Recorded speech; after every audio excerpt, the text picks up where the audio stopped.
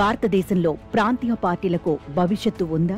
తెలంగాణలో ఒకప్పుడు ఉజ్వలమైన పాత్రను పోషించిన భారత రాష్ట్ర సమితి దుస్థితి చూస్తుంటే ఈ అనుమానం రాకమానదు.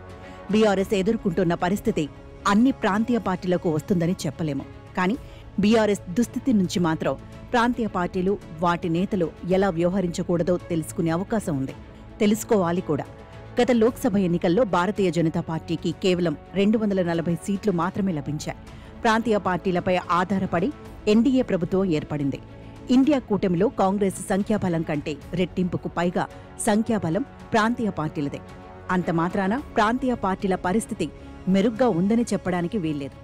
ఇందుకు 2024 జూన్లో జరిగిన లోక్సభ ఎన్నికలే తార్కాణం.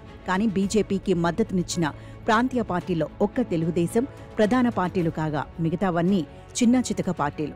ఎన్డీఏలో ఉన్నామని చెప్పుకుంటున్న దాదాపు 20 పార్టీలకు ఒక్క సీటు లేదు. ఇండియా కూటమిలో కూడా సమాజ్వాద్ పార్టీ, డీఎంకే, తృణమూల్ మాత్రమే ప్రధాన పార్టీలు. దాదాపు 30కి పైగా పార్టీలు 2 కూటముల్లోనూ 5 స్థానాలలోపే సాధించగా వాటిలో మెజార్టీ పార్టీలకు కేవలం ఒక్కొక్క సీటే లభించింది.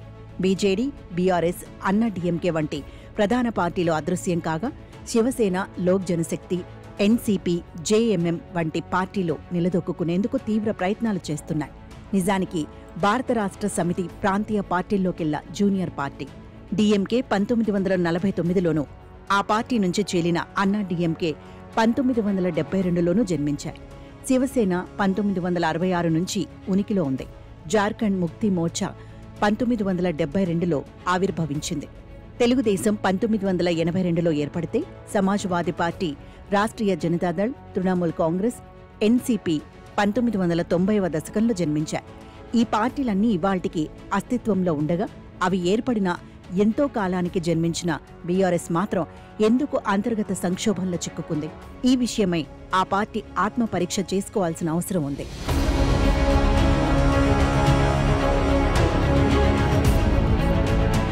చాలా ప్రాంతీయ పార్టీలకు ఒక సిద్ధాంతం, చరిత్ర, లక్ష్యాలు ఉన్నాయి.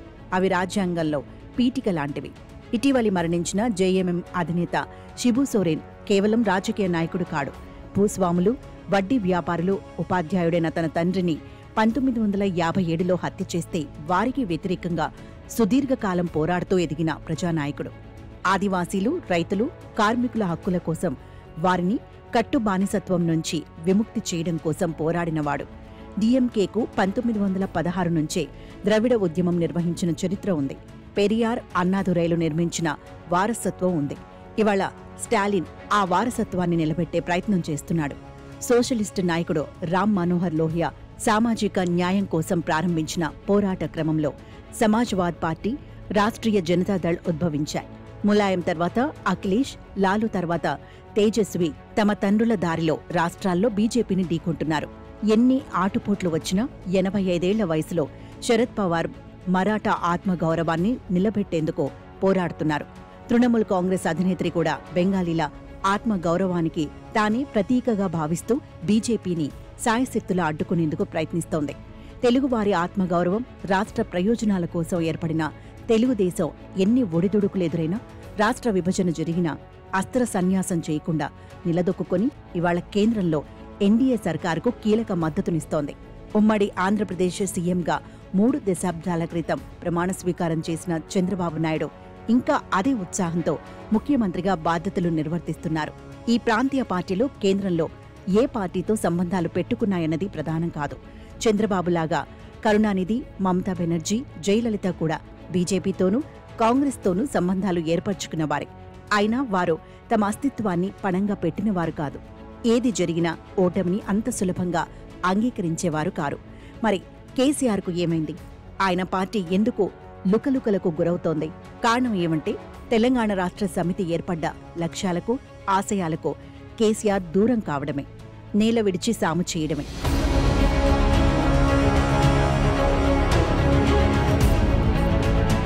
చాలామంది ప్రాంతీయ నాయకులకున్న స్థిరత్వం, లక్ష్యశుద్ధి, ప్రజాస్వామ్య స్ఫూర్తి కేసీఆర్కు లేవు. తెలంగాణ ప్రజల్లో, ముఖ్యంగా సామాజికంగా బలహీన వర్గాల్లో ఆకాంక్షలు పెరిగిపోయిన క్రమంలో జయశంకర్, కోదండరాం వంటి అనేక మంది నేతలు నిర్మించిన ఉద్యమం ఆయన రాజకీయంగా బలపడేందుకు తోడ్పడింది. కేసీఆర్ పార్టీ ప్రారంభించిన 7 ఏళ్ల వరకు కేటీఆర్, కవిత దరిదాపుల్లో ఉండేవారు కాదు. మా రాము అమెరికాలో ఉంటాడు, నెలకు $300 పంపుతాడు, తెలంగాణ ఏర్పడకపోయినా నా మనుగడకేమీ డోకా లేదు అని ఆయన తుగ్లక్ రోడ్లో కేటీఆర్ను పరిచయం చేసిన రోజులున్నాయి. చాలా పార్టీలో, ముఖ్యంగా ప్రాంతీయ పార్టీల్లో వారసులు ఉండడం సహజం. కానీ ఆ పార్టీలేవి వారసుల మూలంగా అంతర్గత సంక్షోభంలో చిక్కుకోలేదు. ములాయం, లాలు, కరుణానిధి, శిబు సోరెన్ల వారసులే ఆ తర్వాత ముఖ్యమంత్రులయ్యారు. పైగా వారి బంధువులు కూడా పార్టీల్లో, పదవుల్లో కీలక స్థానాలు పోషించారు. అన్నీ సజావుగా జరిగాయి. జాతీయ పార్టీ అయిన కాంగ్రెస్లో కూడా రాహుల్, ప్రియాంక ఎంత సన్నిహితంగా ఎవరి బాధ్యతలు వారు నెరవేరుస్తూ ఉంటారో స్పష్టంగా కనబడుతుంది. బీఆర్ఎస్ కుటుంబ సభ్యుల వల్ల దెబ్బతిన్నదని చెప్పడానికి వీల్లేదు. కేసీఆర్ వారి విషయంలో అప్రమత్తంగా, జాగరూకతతో లేకపోవడం వల్ల, సరైన మార్గదర్శకత్వం అందించకపోవటం వల్ల, వారి పాత్రను నిర్దేశించకపోవడం వల్ల, కొన్ని విషయాల్లో అదుపులో పెట్టకపోవటం వల్ల దుష్పరిణామాలు జరిగాయనడానికి ఆస్కారం ఉంది. కేసీఆర్ చాలా పుస్తకాలు చదివి ఉండొచ్చు. కానీ ఆ పుస్తకాల వల్ల ఆయన ఏమి నేర్చుకున్నారనేది ప్రధానం. ఎవరైనా ఏమైనా చెబితే అర్థం చేసుకునేందుకు వినరు, జవాబిచ్చేందుకు వింటారు అని భారతీయుల గురించి ప్రముఖ అమెరికన్ విద్యావేత్త స్టీఫెన్ రిచర్డ్స్ కోవే రాశారు. కేసీఆర్ అధికారంలో ఉన్నప్పుడు చాలాసార్లు ఫోన్ చేసేవారు. ఆయన పాలన గురించి వస్తున్న విమర్శలను చెప్పేందుకు ప్రయత్నిస్తే కొట్టిపారేసేవారు. కాళేశ్వరం అన్ని విమర్శలకు సమాధానమిస్తుంది, దాంతో రాష్ట్రం రూపురేఖలు మారిపోతాయి అని ఒకరోజు చెప్పారు. ఎంతసేపు ఢిల్లీ రాజకీయాల గురించి, ముఖ్యంగా బీజేపీ గురించే ఆయన మాట్లాడేవారు.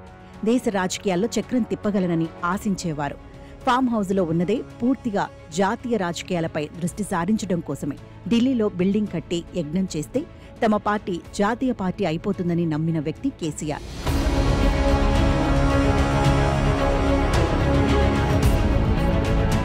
కాళేశ్వరం విషయంలో ఆయన తాను అనుకున్నదే సరైనదని, ఇంజనీర్లకు కూడా ఏమీ తెలియదని భావించేవారని అనేక మంది చెప్పేవారు.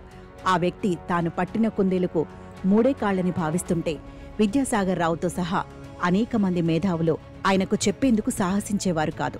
ఆ ప్రాజెక్టుకు అయిన ఖర్చులో భారీ అవినీతి జరిగిందని చెప్పేందుకు ఇంజనీర్ల ఇళ్లలో భారీ మొత్తంలో దొరికిన డబ్బే నిదర్శనం. కేసీఆర్ వ్యవహార శైలి విచిత్రమైనదే.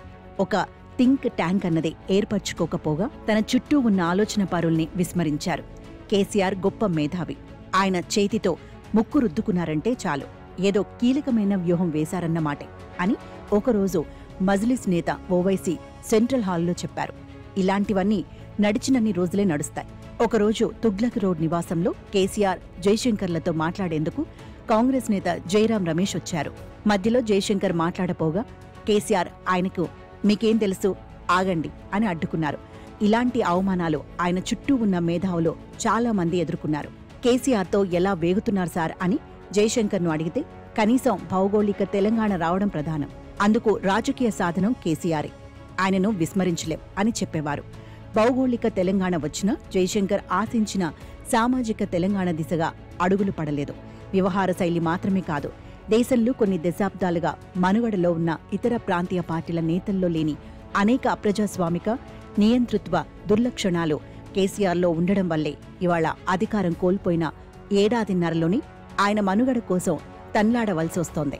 మనం వ్యవస్థలతో చెలగాటమాడితే అవి తర్వాత మనతో చెలగాటమాడతాయి అని చంద్రబాబు ఒక సందర్భంలో అన్నారు. కేసీఆర్ విషయంలో ఇప్పుడు అదే జరుగుతోంది. కేసీఆర్ తదుపరి అడుగులెలా ఉంటాయన్నదే భారత రాష్ట్ర సమితి మనుగడను నిర్ణయిస్తుంది.